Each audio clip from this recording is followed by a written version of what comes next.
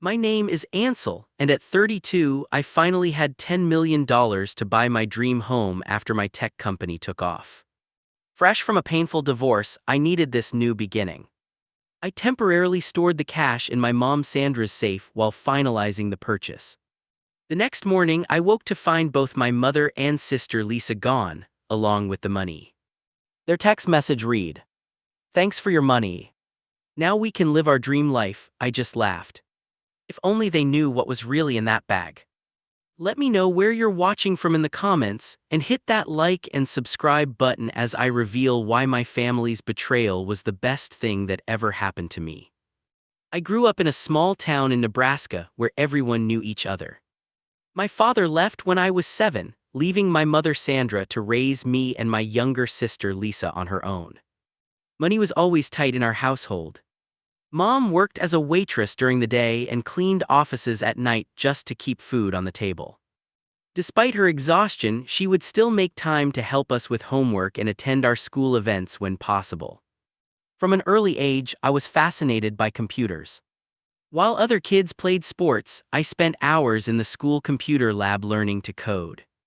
The librarian, Mrs. Johnson, noticed my interest and let me stay after hours. She even brought in old computer parts from her garage that her husband no longer needed. By 14, I had built my first computer from scratch. High school was tough socially, but academically I thrived. My grades and passion for technology earned me a partial scholarship to Stanford. It wasn't enough to cover everything, so I took out substantial student loans to make up the difference. Those years were a blur of classes, part-time jobs, and late nights coding. I survived on ramen noodles and coffee, determined to make something of myself. My first real venture into entrepreneurship came during my senior year. I developed an app that helped students find affordable textbooks. It gained traction on campus, but scaling it proved difficult. 6 months after graduation, the company folded. I had nothing to show for it except $30,000 in debt on top of my student loans. The failure hit me hard.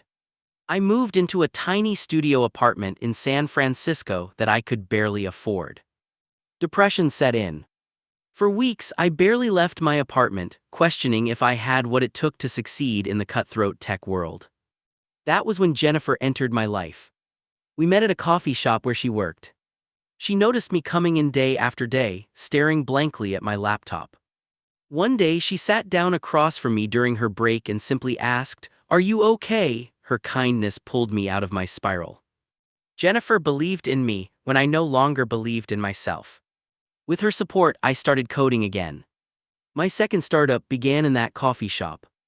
I noticed how many freelancers and remote workers struggled to find reliable Wi-Fi and quiet spaces to work. My app connected them with underutilized office spaces and conference rooms that businesses were willing to rent by the hour. This time, investors saw the potential. We secured $2 million in seed funding, and the business grew steadily. 3 years later, we were acquired by a larger tech company for $45 million. My share after paying investors was $12 million. Suddenly, at 30, I was a millionaire. Despite the financial windfall, I maintained a relatively modest lifestyle. Jennifer and I moved from our cramped apartment to a comfortable condo, but nothing extravagant. I reinvested most of my money into new ventures and charitable causes. Jennifer and I married in a small ceremony with close friends and family. As my business commitments grew, my marriage began to suffer. I was constantly traveling for meetings or working late at the office. Jennifer felt neglected, and rightfully so. She wanted to start a family, but I always said, after this next project, there was always a next project. The arguments increased in frequency and intensity. Jennifer accused me of loving my work more than her. I promised to change to prioritize our relationship, but old habits die hard. After 5 years of marriage, Jennifer filed for divorce. The proceedings were painful but civil. We had no children, which simplified matters legally but highlighted the opportunities we had missed. The divorce settlement left me with approximately $10 million. The money meant little compared to the emotional toll. I blamed myself for taking Jennifer for granted, for not recognizing what truly mattered until it was too late. In the aftermath, I threw myself into work again, but the satisfaction wasn't there anymore. My apartment felt empty, my achievements hollow. Something had to change. That's when I decided to buy a new home, not just any home, but the kind of place where I could eventually build a family, create new memories, and start fresh. I found a beautiful property in the hills overlooking the city. 6 bedrooms, expansive grounds, and a breathtaking view. The asking price was $9.5 million. It was extravagant but symbolized the new beginning I desperately needed.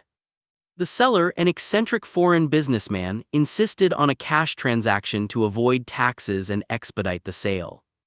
While unusual, I agreed to his terms, eager to secure the property. With the cash withdrawal arranged and the purchase nearly finalized, I called my mother to share the news. That conversation would set in motion a chain of events I never could have anticipated. After my business success, I made a conscious effort to reconnect with my mother and sister. During the startup years, I had been so focused on building my company that family relationships had taken a backseat. With financial stability came the opportunity to make amends. I flew Sandra and Lisa out to San Francisco several times, putting them up in nice hotels and showing them around the city.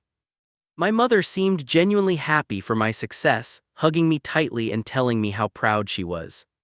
Yet there was something in her expressions sometimes, a fleeting look I couldn't quite place. On one of these visits while Lisa was shopping, Sandra sat me down for coffee. "You know, none of this would have happened without me," she said, stirring her latte. "All those nights I worked double shifts so you could have that computer for school. The sacrifices I made." "I know, Mom. I'm grateful for everything you did," I replied. "I just think that mothers deserve to share in their children's success. After all, I gave you life." Her laugh seemed forced, her eyes calculating. I brushed it off as a mother's pride, but looking back, I should have recognized it as the first red flag. Lisa was more direct in her approach. My sister had never found her footing career-wise, bouncing between retail jobs and half-hearted attempts at college. After my divorce, her calls became more frequent, always culminating in requests for money. A car repair one month, rent the next, then a medical bill she couldn't cover. "You have millions, Ansel.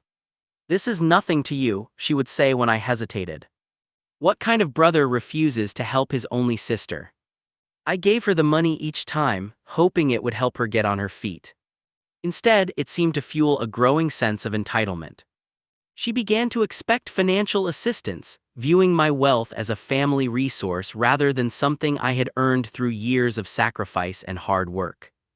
Despite these warning signs, I continued to support them both. Sandra had moved to a better apartment in a nicer neighborhood, courtesy of my monthly deposits into her account. Lisa drove a car I had purchased outright. I told myself this was what successful people did for their families. I ignored the nagging voice that said they saw me as an ATM rather than a son and brother. 3 weeks after finalizing my divorce, I invited them both to dinner at my condo. The conversation inevitably turned to my plans going forward. "So the divorce is official. How much did she take you for?" Lisa asked bluntly, sipping her third glass of expensive wine. Jennifer was fair. "We reached an agreement that worked for both of us," I replied, uncomfortable with her characterization. "Smart woman," Sandra muttered. "I would have taken him for every penny." I changed the subject, telling them about the house I planned to buy. Their interest visibly intensified. $10 million. In cash, Sandra's eyes widened. "Where will you keep that kind of money before the sale closes?" "I haven't figured that out yet." The bank suggested a temporary safety deposit box. Sandra leaned forward, placing her hand on mine. "Why not use my safe? It would be more convenient than going back and forth to the bank. Plus, no one would think to look for that kind of money in my modest home." I hesitated.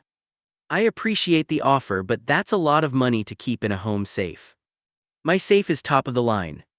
Your father installed it before he left, built into the wall and nearly impossible to crack. The money would be perfectly secure for a few days." Looking back, I should have questioned why my always cautious mother suddenly had such a casual attitude toward 10 million in cash. But at the time, it seemed like a practical solution. Family helping family. As the dinner continued, I noticed small things that should have alarmed me. Lisa excusing herself to take phone calls in hushed tones. Sandra asking detailed questions about exactly when I would withdraw the money and how it would be transported. The way they exchanged glances when they thought I wasn't looking. After dinner, I helped Sandra with the dishes while Lisa lounged in the living room, scrolling through her phone. "You seem different lately, Mom." "Happier," I observed. "Life is finally looking up for me," she replied with a smile that didn't quite reach her eyes. "After all those years of struggle, I deserve some happiness, don't you think?" Later that week, I stopped by Sandra's house unannounced to drop off a birthday gift. I caught a glimpse of Lisa leaving through the back door, which struck me as odd since she supposedly had a shift at the department store where she worked. Inside, Sandra seemed flustered by my unexpected visit. I noticed little changes in the house. A new television. Designer shoes by the door. A brochure for Bahamas vacations on the coffee table. When I asked about these things, Sandra vaguely mentioned a work bonus and a good sale. That night, I called Lisa to check if everything was okay. She answered on the fifth ring, music and laughter in the background. "Where are you?" "I thought you would work today," I asked. "I switched shifts," she stammered. "Just having a quick drink with coworkers." When I mentioned seeing her at Mom's house earlier, there was a pause. "Oh yeah. I stopped by briefly before work to borrow something." The explanation seemed reasonable, but something felt off. I dismissed my suspicions as paranoia. These were my family, the people who had been there before the money, before the success. If I couldn't trust them, who could I trust? The night before I was set to withdraw the money, Sandra invited me for dinner again. Throughout the meal, the conversation repeatedly circled back to my finances. "What will you do with the rest of your money after buying the house?" Sandra asked. "I'm not sure yet. Probably reinvest most of it." "You should keep some liquid assets," Lisa suggested. "For emergencies." "How much will you have left exactly?" Sandra pressed. "Around 2.5 million, I answered, growing increasingly uncomfortable with their focus on my finances. As I was leaving, Sandra hugged me tighter than usual. "You're such a good son. I'm so proud of everything you've accomplished." For a moment, I saw genuine emotion in her eyes. But then Lisa joined the hug, whispering, "We're so lucky to have you in our lives." Something in her tone sent a chill down my spine. It sounded like goodbye. The morning of the cash withdrawal, I arrived at the bank as soon as it opened. I had arranged everything in advance with the branch manager, Mr. Garfield, who looked concerned as he ushered me into his office. "Mr. Barnes, I must again express my reservations about this transaction," he said, closing the door. "Withdrawing $10 million in cash is highly unusual and frankly dangerous." "I understand your concerns," I replied, but the seller was explicit about his requirements. "It's a condition of the sale." Mr. Garfield removed his glasses and cleaned them with his handkerchief, a nervous habit. "We've prepared the funds as requested, but I strongly recommend using an escrow service or wire transfer. Cash transactions of this magnitude invite trouble." "The withdrawal is just for a few days," I assured him. "The money will be secure until the closing." After signing several liability waivers, I was led to a private room where two security officers waited with 4 large duffel bags. $10 million in $100 bills, one officer explained. "Each bag contains 2.5 million. We've arranged for armored transport to your destination." The reality of what I was doing suddenly hit me. Each stack of bills was bound with paper bands, hundreds of stacks filling each bag. It was an obscene amount of cash. For a moment, I considered heeding Mr. Garfield's advice. But the thought of losing my dream home pushed me forward. The armored truck followed my car to Sandra's house, 2 guards helping me carry the bags inside. Sandra's eyes widened at the sight, though not with surprise as much as satisfaction. She quickly composed herself and thanked the guards as they departed. "I can't believe you actually did it," she murmured, staring at the bags on her living room floor. The seller was insistent, I said. It's just for 3 days until closing. Sandra led me to her bedroom and pushed aside a painting to reveal the wall safe. It was larger than I had expected, easily able to accommodate all 4 bags. Your father installed this before he left. One of the few useful things he ever did, she said, entering a complex combination. The heavy door swung open. No one knows about this except family. As I placed the bags inside, I noticed Sandra watching intently, memorizing the arrangement. Her fingers twitched slightly, as if already imagining counting the bills. Is everything okay, Mom? I asked. She startled. Of course. Just worried about keeping so much money here. Are you sure this is safe? Second thoughts. It was your idea, I reminded her. Right, of course. She quickly closed the safe, spun the dial, and replaced the painting. There. No one would ever know. Just then the front door opened, and Lisa walked in. She froze momentarily at the sight of me, then forced a smile. Ansel. I didn't expect you so early, she glanced at Sandra, who gave a subtle nod. Is everything taken care of? The money's in the safe, Sandra answered before I could speak. Good. That's good, Lisa's voice sounded strained. She was wearing a new designer outfit I hadn't seen before, and expensive-looking earrings glinted under the hallway light. New clothes, I asked casually. These old things. Just found them in the back of my closet, she said, avoiding eye contact. Sandra clapped her hands together. Well, since you're here, Ansel, why don't you stay for dinner? I'm making your favorite pot roast. I should get back to the city, I began, but Sandra insisted. It's getting late, and you've had such a stressful day. Stay the night in your old room. It'll be like old times. Something about her insistence struck me as odd, but I relented. All right, just for tonight. Dinner was a tense affair despite their efforts to appear normal.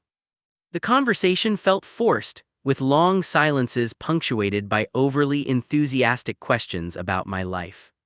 Neither Sandra nor Lisa talked much about themselves, deflecting when I asked about their plans for the coming weeks. After dinner, Lisa volunteered to do the dishes, something so out of character that it immediately raised my suspicions. Through the kitchen door, I saw her texting frantically, deleting messages as soon as they were sent. When she noticed me watching, she quickly put her phone away. Just checking in with work, she explained too quickly. Later that evening, Sandra brought out photo albums, another unusual move. She reminisced about my childhood, emphasizing all the sacrifices she had made. Everything I did was for you kids, she repeated several times. A mother gives her whole life to her children. Lisa nodded in agreement. We've always been there for each other. That's what family does. The conversation had an air of finality that made me increasingly uncomfortable. It felt like they were trying to justify something to themselves as much as to me. Around midnight, I excused myself to go to bed. Sandra hugged me tightly. Sleep well. Tomorrow's a big day. In my old bedroom, I lay awake listening to the sounds of the house. Around 1 a.m, I heard whispers from the hallway. Silently, I crept to my door and opened it a crack. We need to wait until he's completely asleep, Sandra was saying. What if he checks the safe before we leave? Lisa sounded nervous. He won't. I put something in his tea to make sure he sleeps soundly. Their voices moved away, too faint to catch more of the conversation. My heart pounded. They had drugged me, or at least attempted to. Fortunately, I had barely touched the tea, finding it unusually bitter. Back in my room, I tried to process what I had overheard. The painful truth was becoming clear. My own mother and sister were planning to steal my money. Years of supporting them, of believing in our family bond, and this was how they repaid me. I considered confronting them immediately, but decided against it. If they were desperate enough to drug me, there was no telling how they might react. Instead, I needed to take precautions. Silently, I waited until the house fell completely quiet. Then I made my move, executing a plan that had formed in my mind the moment I first noticed something was wrong. I woke with the first light of dawn streaming through the blinds. For a moment, I forgot where I was, the unfamiliar ceiling of my childhood bedroom disorienting me. Then the events of the previous day came rushing back. The cash withdrawal. The safe. The overheard conversation. The house was eerily quiet. No sounds of coffee brewing, no morning news from the television, none of the usual signs of Sandra's early rising habits. I sat up and checked my phone. 6:30 a.m. I pulled on jeans and a t-shirt and ventured into the hallway. "Mom," my voice echoed in the silent house. No response. Sandra's bedroom door was ajar. I knocked lightly before pushing it open.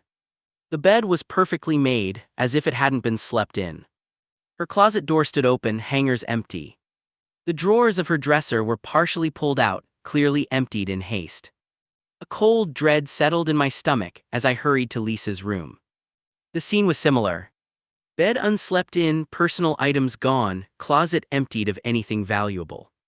On her dresser lay a framed photo of the three of us from years ago, the glass cracked as if it had been knocked over in her hurry to pack.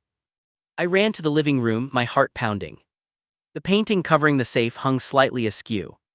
With shaking hands, I moved it aside and stared at the dial of the wall safe. It wasn't just unlocked. The door was slightly ajar, as if they had been too rushed or excited to properly close it. Taking a deep breath, I pulled open the heavy door, already knowing what I would find. The safe was completely empty. No cash, no bags, not even Sandra's important documents that she had always kept there. Everything was gone. I slumped against the wall, the full weight of the betrayal crashing down on me. My own mother and sister had stolen $10 million from me and fled in the night. All those years of supporting them financially, believing their expressions of love and gratitude, had meant nothing. My hands shook as I pulled out my phone and dialed Sandra's number. It went straight to voicemail. Lisa's phone did the same. I tried texting them both. "Where are you? The money is gone. Please call me." Next, I called the police. The operator listened patiently as I explained the situation, but I could hear the skepticism in her voice. "So you left $10 million in cash in someone else's safe, and now both the money and the people are gone." "It was my mother's safe. I trusted her." "We'll send officers over, sir. Please don't touch anything else." 2 police officers arrived 20 minutes later. Officer Reynolds was older, with gray at his temples and a seen-it-all expression. His partner, Officer Diaz, was younger and more sympathetic. They took my statement, occasionally exchanging glances that clearly communicated their doubts. "Let me get this straight," Officer Reynolds said, flipping through his notes. "You withdrew $10 million in cash from your bank yesterday to buy a house. Instead of using a safety deposit box, you put it in your mother's wall safe. Now both your mother and sister are gone, along with all the money." "That's correct," I confirmed, aware of how ridiculous it sounded. "And you have no idea where they might have gone?" "None. We've always been close. At least I thought we were." Officer Diaz examined the safe. No signs of forced entry. The combination wasn't changed recently. "Not that I know of. My mother opened it yesterday without any trouble." As the officers continued their investigation, my phone chimed with a text message. It was from Sandra's number. My heart leapt, hoping for an explanation, perhaps even an apology. Instead, the message read, "Thanks for your money. Now we can live our dream life." A second message followed immediately. "You were always so easy to fool. Working those extra shifts, crying about how hard life was, all to make you feel guilty enough to support us. Now we don't need your monthly handouts anymore." A third message, this one from Lisa's number. "Don't bother looking for us. By the time you read this, we'll be in a country with no extradition treaty. Enjoy your empty safe, big brother." I showed the messages to the officers, my hands trembling with a mixture of shock and rage. Officer Reynolds sighed. "This changes things. We'll need to involve detectives and possibly the FBI, since this involves bank fraud and potentially crossing state or national borders." "What are the chances of recovering the money?" I asked. The officers exchanged glances. Officer Diaz spoke carefully. "In cases like this, especially if they've left the country, recovery can be difficult. Not impossible, but challenging. Do you have the serial numbers of the bills? My heart sank. No. The bank didn't provide them. That complicates things further, Reynolds said. We'll do everything we can, but you should be prepared for the possibility that the money might be gone for good. As the implications sank in, I felt my world crumbling. $10 million gone. My dream house now out of reach. Betrayed by the only family I had left. The detectives arrived, asking more detailed questions, taking photographs of the empty safe, dusting for fingerprints even though we all knew whose prints they would find. Throughout the interview, more taunting messages arrived from Sandra and Lisa. Each one more hurtful than the last, revealing the depth of their deception and their long-standing resentment toward me despite everything I had done for them. Did you really think I was proud of you? One message read. You abandoned us for years while you chased your dreams. Well, now we're chasing ours. As the investigation proceeded in the background, I sat on Sandra's couch, staring blankly at the wall. Everything I had worked for, everything I had planned, had been destroyed in a single night by the people I should have been able to trust most in the world. And then unexpectedly, I started to laugh. The detectives and officers looked at me with concern, probably wondering if I was having some kind of breakdown. But I couldn't stop. The laughter bubbled up from deep inside me, genuine and liberating. Because they had no idea what they had actually stolen. Sir, are you all right? Detective Morgan asked, her brow furrowed with concern as I continued to laugh. I took a deep breath, composing myself. I'm fine. Better than fine, actually. The room full of law enforcement officers stared at me in confusion. Officer Reynolds leaned toward his partner, whispering something about shock and trauma. Detective Morgan pulled up a chair and sat directly in front of me. Mr. Barnes, I understand this is extremely stressful, but we need you to focus. $10 million is missing, along with your family members. Your reaction is unusual. I smiled, feeling surprisingly calm. That's because they didn't steal $10 million. The detective blinked. But you said. Let me explain, I leaned forward. Last night, after I overheard my mother and sister whispering about drugging me, I realized something might be wrong. It wasn't the first warning sign I'd noticed, but it was the most alarming. I told them about my growing suspicions over the past months. Sandra's subtle comments about deserving my money. Lisa's escalating financial demands. The new clothes and unexplained absences. The unusually probing questions about my finances. So after they went to their rooms, I waited until the house was quiet. Then I went to the safe. You opened it, Officer Diaz asked. My mother thought I didn't know the combination, but I had watched her enter it. I memorized the pattern of her movements. I described how I had carefully opened the safe and removed all 4 duffel bags, replacing them with identical bags I had brought in my car trunk. Wait, Detective Morgan interrupted. You suspected they might steal from you, so you brought decoy bags. When did you prepare those? I've been carrying them in my trunk for the past week, I admitted. Call it a contingency plan. Something felt off about their sudden interest in my finances after my divorce. I wanted to believe I was being paranoid, but... And what was in these decoy bags? Reynolds asked. Movie prop money. Looks real at first glance, but completely worthless. I bought it online for a few $1,000s. Each bag contained stacks of fake bills with real ones only on the top and bottom of each stack. From a quick look, it would appear to be $10 million. The room fell silent as they processed this information. So the real money, Detective Morgan began. Isn't a secure location, I finished. I never intended to store $10 million in my mother's wall safe. That would be incredibly reckless, as your colleague pointed out. The real cash is in my car, in a hidden compartment that was installed by the previous owner. A drug dealer, apparently, though the dealer before I bought it used it to smuggle valuable car parts. Officer Reynolds looked skeptical. You're saying you let your mother and sister steal fake money while the real cash was in your car all night? Yes.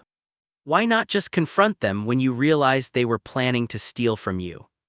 I considered the question carefully. Part of me needed to know for sure. Would they actually go through with it? Was I misreading the situation? And if they did steal it, I wanted them to feel the triumph before they realized the truth. As painful as their betrayal is, at least now I know exactly who they are. Detective Morgan studied my face. That's a pretty elaborate test of loyalty.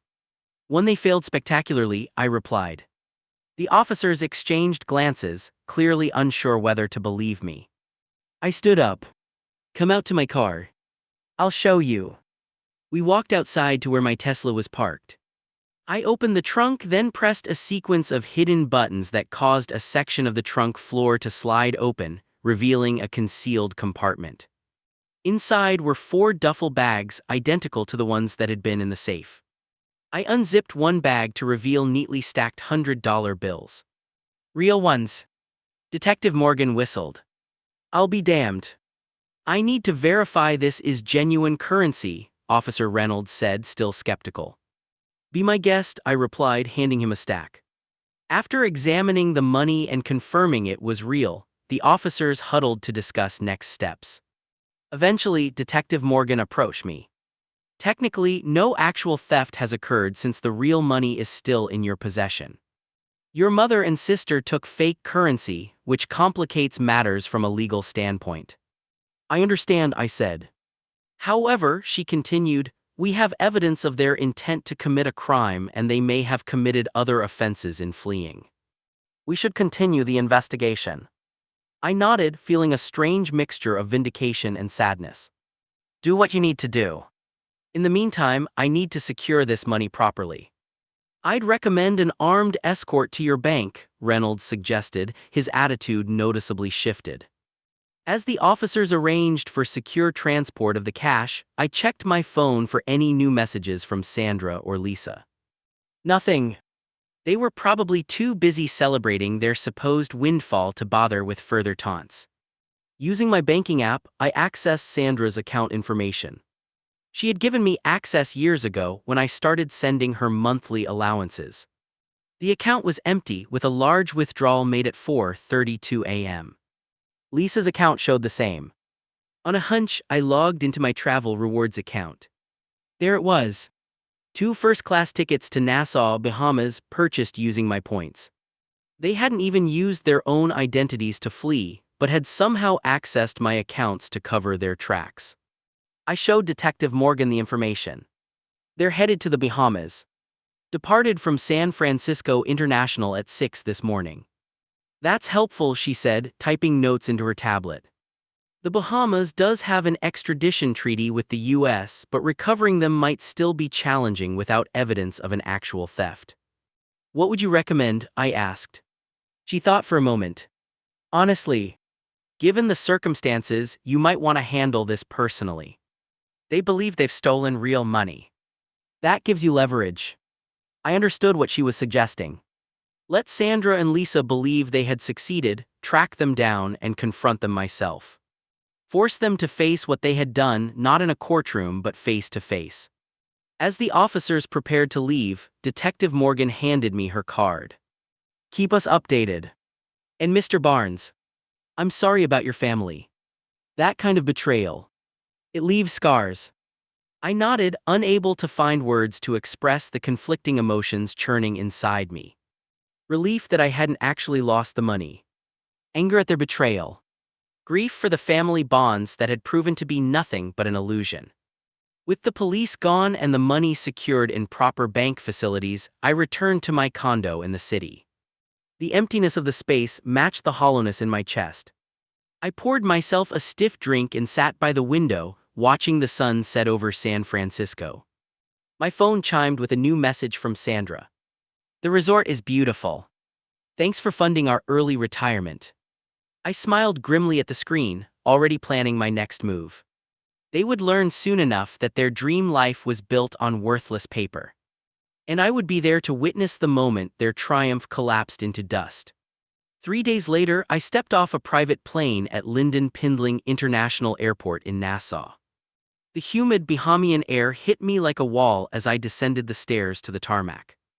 I had spent those 3 days securing my actual money, finalizing the purchase of my dream home with a proper escrow service, and methodically tracking Sandra and Lisa's movements. It hadn't been difficult. Drunk on their apparent success, they had abandoned all caution. Credit card trails, social media check-ins, and the resort booking made through my rewards account led me directly to them. They were staying at the Cove Atlantis, one of the most expensive resorts on Paradise Island, in a suite costing $4,000 per night. I checked into a different hotel nearby, using a false name. For the first day, I simply observed from a distance. I spotted them at the resort's private beach, Sandra lounging under an umbrella while Lisa swam in the crystal-clear waters. They looked carefree, jubilant, as if they hadn't just betrayed the person who had supported them for years. That evening, I followed them to an upscale restaurant. Through the window, I watched them order champagne and seafood towers, laughing as they scrolled through their phones. Online shopping, I presumed. Planning how to spend their stolen millions. The second day, I continued my surveillance, noting their routine. Morning spa treatments. Afternoon shopping at the luxury boutiques. Evening drinks at the casino. They were living the high life, burning through what they thought was my money with reckless abandon. I intercepted their room service waiter and slipped him a $100 bill. Tell me, the ladies in Suite 4501, have they been generous tippers? He laughed. Not at all, sir. They order the most expensive items but tip barely 5%. The staff has started calling them the stingy sisters behind their backs. Even with what they believed was unlimited wealth, they couldn't shed their true nature. That small detail hardened my resolve for what I needed to do next. On the third day, I put my plan into action. I knew from the waiter that they had scheduled in-room massages for the afternoon. Perfect timing. I dressed in a light linen suit, appropriate for the tropical setting but formal enough to make an impression. I wanted them to remember every detail of what was about to happen. At precisely 3 p.m., I knocked on the door of their suite. I heard movement inside, then Sandra's voice. That must be the massage therapists. Get the door, Lisa. The door swung open. Lisa stood there in a plush resort robe, a glass of champagne in hand. Her expression when she saw me was something I will never forget. Shock. Fear. Confusion. The glass slipped from her fingers, shattering on the marble floor. Surprise, I said calmly, stepping over the broken glass and into the suite. Mind if I come in? Ansel, Sandra emerged from the bedroom, her face draining of color.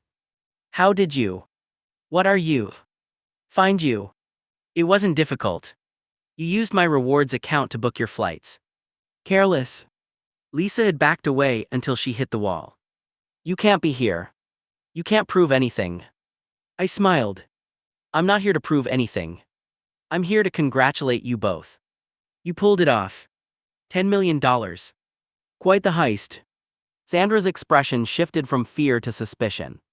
What game are you playing, Ansel? No game. You wanted the money and you took it. I'm curious though, have you counted it yet? They exchanged nervous glances. Of course we counted it, Lisa said, her voice lacking conviction.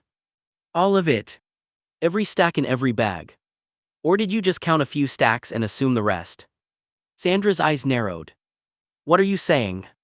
I walked to the balcony, gazing out at the turquoise waters. Beautiful view. $4,000 a night, I believe. Plus spa treatments, fine dining, shopping sprees. You've been enjoying yourselves.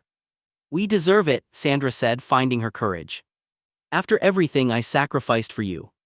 All those years of struggling while you lived your comfortable life in San Francisco. I turned to face her. Comfortable. I lived in a studio apartment eating ramen for years while building my company. I worked 18-hour days. I lost my marriage because I was so focused on success. You abandoned us, Lisa accused. Left us behind while you chased your dreams. And then supported you both financially for years once I succeeded, I countered. Paid your rent. Bought your car.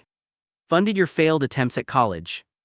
It wasn't enough, Sandra shouted, her composure cracking. You had millions. We're your family. We deserved more than your leftovers. So you took it all, I said quietly. Every penny I had saved to start my new life.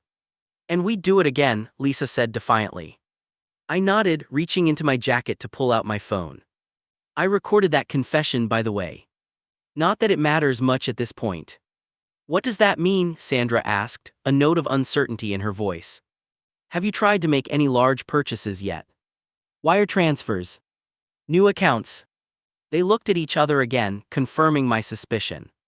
We were going to set up offshore accounts tomorrow, Lisa admitted. Smart. Though it wouldn't have made a difference, I sat down on their plush sofa. The money's fake. There was a moment of absolute silence. Then Sandra laughed nervously. Nice try, Ansel. We checked the bills. They're real. The ones on the top and bottom of each stack are real. The rest is movie prop money. Worthless paper. Lisa rushed to the bedroom, returning moments later with one of the duffel bags. She unzipped it and pulled out a stack of bills, rifling through it frantically.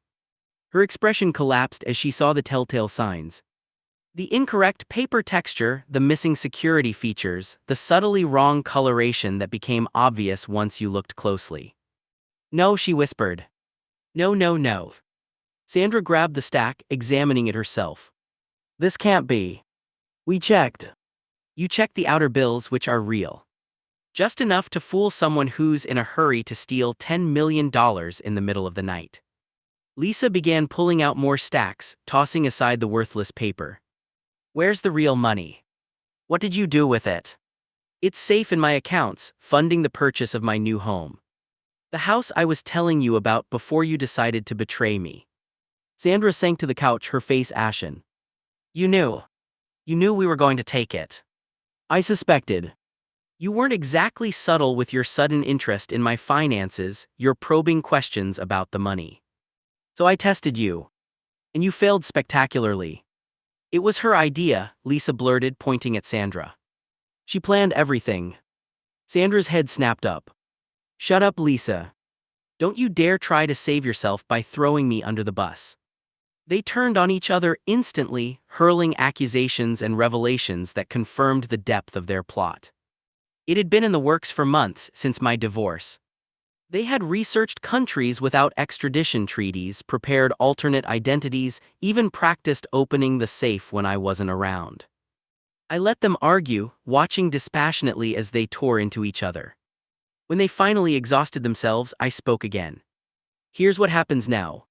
You've spent approximately $75,000 on this little adventure. Room, meals, shopping. That's actual theft, using my rewards accounts and identity. I've already notified the hotel management and local authorities. You're having us arrested, Sandra asked, her voice small. That depends on you. I'm willing to cover your debts and provide one-way economy tickets back to the States, under one condition. You both disappear from my life permanently. No calls. No messages. No sudden reappearances when you need money again. Lisa began to sob. We have nothing. No money, no home. You have exactly what you had before you tried to steal from me. Jobs, an apartment I paid for, a car I purchased. The life you claimed wasn't enough. Sandra straightened, a calculating look entering her eyes. And if we refuse? Then I press charges for identity theft, fraud, and attempted grand larceny. The evidence is overwhelming. You'd both face significant prison time. The reality of their situation finally seemed to sink in. The luxurious suite suddenly felt like a trap. The worthless money, the mounting debts, the legal consequences closing in around them. We'll take the tickets, Sandra said finally, defeat in her voice. I nodded, already pulling up the flight booking app on my phone. Your flight leaves tomorrow morning. 8 a.m. The hotel has your new room ready, a standard double on the ground floor. I've settled your current bill. Anything else you charge will be your responsibility. As I stood to leave, Lisa grabbed my arm. Ansel, please. We made a mistake. A terrible mistake. But we're still family. I gently removed her hand. No, Lisa. We're not. Family doesn't drug each other. Family doesn't steal. Family doesn't betray trust for money. I raised you, Sandra said, a last desperate appeal. Everything I did was for you. I paused at the door, looking back at the woman who had once been the center of my world. And everything I did was for you. The difference is I meant it. Goodbye, Sandra. As I walked out of the suite, I heard Lisa collapse into tears behind me. Sandra remained silent. I felt no triumph, no satisfaction in their downfall. Only a hollow sense of closure, and the certainty that I had finally seen the truth about the people I had called family. Outside, the Bahamian sun was setting over the ocean, painting the sky in brilliant golds and purples. I took a deep breath of the salt-tinged air, feeling a weight lift from my shoulders. It was time to go home, to my real home, and begin the life I had worked so hard to build. A life without the burden of false relationships and obligations based on guilt rather than love. The first night in my new house should have been triumphant. The purchase had gone through smoothly once I arranged proper financial channels. The $10 million securely transferred through an escrow service had bought me the hilltop sanctuary I had dreamed of. 6 bedrooms, a chef's kitchen, expansive grounds with an infinity pool overlooking the city lights. It was everything I had wanted. Yet as I wandered through the empty rooms that first evening, my footsteps echoing on the hardwood floors, I felt a profound loneliness. The betrayal by Sandra and Lisa had left a wound deeper than I wanted to admit.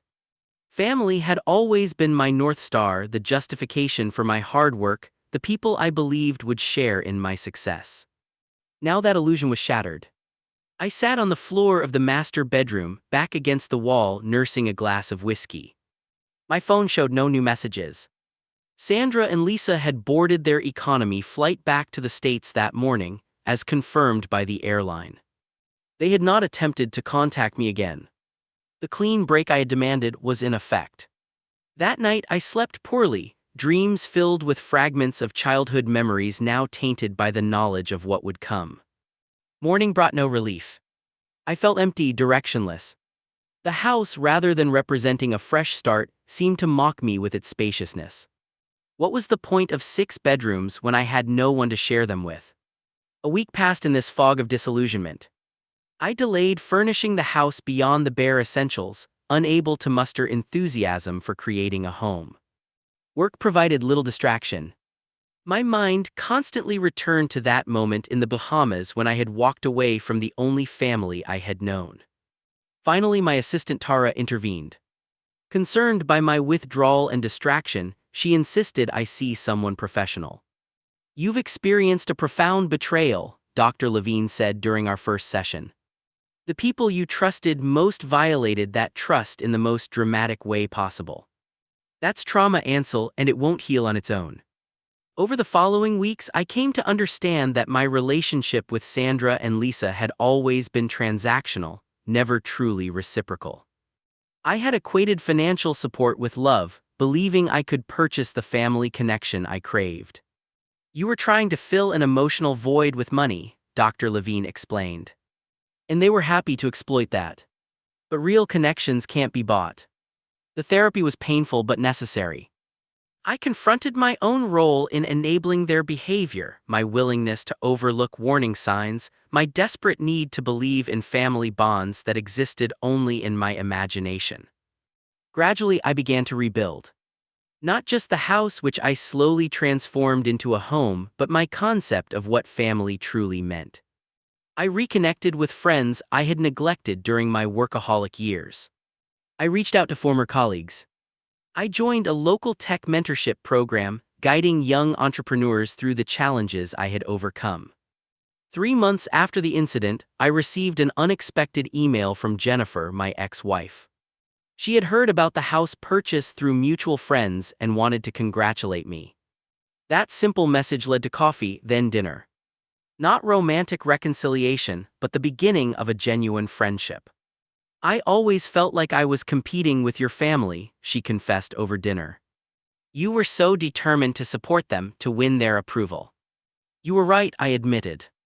"I was trying to buy their love. And look how that turned out."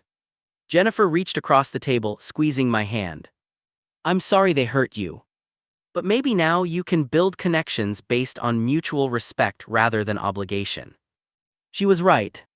As summer turned to fall, my social circle expanded. The house that had once felt oppressively empty began to fill with voices. Game nights with friends. Dinner parties with colleagues. mentorship meetings with aspiring tech entrepreneurs. My business thrived as I approached it with renewed focus and clarity. Without the constant drain of supporting Sandra and Lisa, both financially and emotionally, I found I had more creative energy. I launched a new venture focused on educational technology for underprivileged communities, finding purpose beyond mere accumulation of wealth. 6 months after the Bahamas confrontation, I received a letter from Lisa. No return address, just a single page of apologies and excuses. She claimed Sandra had pressured her into the scheme, that she had regretted it immediately, that she missed me and wanted to make amends. I read it once, then filed it away without responding. Perhaps someday I would be ready to consider forgiveness, but that day had not yet arrived. The wounds were still too fresh, the betrayal too profound. As for Sandra, I heard through former neighbors that she had moved to Arizona, telling people she had retired early thanks to prudent investments. Her reinvention of reality didn't surprise me. She had always been skilled at creating narratives that cast her as the hero of her own story. The holidays approached, my first without family. I dreaded the empty days, the absence of traditions, however strained those traditions had become in recent years. But then something unexpected happened. My friends refused to let me spend Thanksgiving alone. Jennifer invited me to join her family's celebration. My mentorship group organized a Friendsgiving potluck.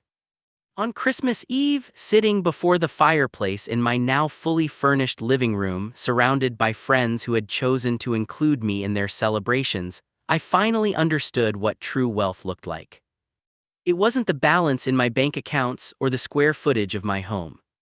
It was the authentic connections I had formed, the relationships built on mutual respect and genuine affection rather than obligation or financial dependency. The betrayal had stripped me of my illusions about family, but in doing so, it had freed me to create something more meaningful. My mother and sister had taken fake money, but had given me an invaluable gift in return. The truth. The truth about them, about our relationship, and about what really mattered in life. The new year arrived, bringing with it a sense of genuine optimism I hadn't felt in years. The house finally felt like home. My business ventures were thriving. My social circle had expanded to include people who valued me for who I was, not what I could provide. One evening, as I watched the sunset from my terrace, phone in hand, I scrolled through recent photos. Pictures of friends gathered in my kitchen. A mentee celebrating her first successful funding round. Jennifer and her new boyfriend joining me for a hike. Simple moments of connection that had once seemed less important than the elusive approval of my blood relatives. I realized then that I had stopped looking back. The betrayal that had once consumed my thoughts now felt distant, a painful chapter closed. Sandra and Lisa had tried to take everything from me, but in failing, they had inadvertently given me the freedom to discover what truly mattered. True wealth isn't measured in millions of dollars or lavish possessions. It's calculated in moments of genuine connection, in relationships based on mutual respect rather than exploitation, in the knowledge that you are valued for who you are, not what you can provide. I had lost the family I was born into, but in their place, I had found something more authentic. A family chosen and built through trust, respect, and genuine care. As I sit here now, writing this final reflection, I can honestly say I'm grateful for what happened. Not for the betrayal itself, which still carries its sting, but for the clarity it brought. Sometimes we need to lose what we thought we wanted to find what we truly need. The empty bag they stole contained worthless paper, but the lessons I gained in exchange have proven invaluable. So if you're watching this and facing your own challenges with family, with trust, with defining your worth beyond your bank account, remember this. The people who truly deserve a place in your life are those who would love you just as much without the money, without the success, without anything except who you are at your core. Those are the connections worth investing in. Those are the relationships that constitute true wealth. What's the most valuable lesson you've learned about trust and family in your life? Share your story in the comments below. And if this resonated with you, please hit that like button, subscribe to see more stories like this, and share with someone who might need this message today. Thank you for being part of my journey of healing and growth. Remember, sometimes our greatest setbacks lead to our most important breakthroughs.